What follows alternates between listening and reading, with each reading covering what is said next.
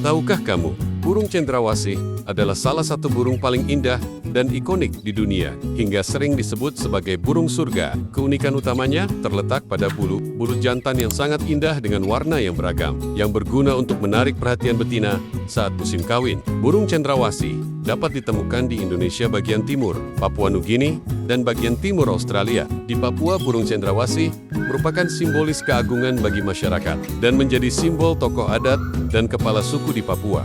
Karena keistimewaannya itu, burung cendrawasih juga menjadi salah satu hewan yang dilindungi akibat perburuan liar dan hilangnya habitat alami.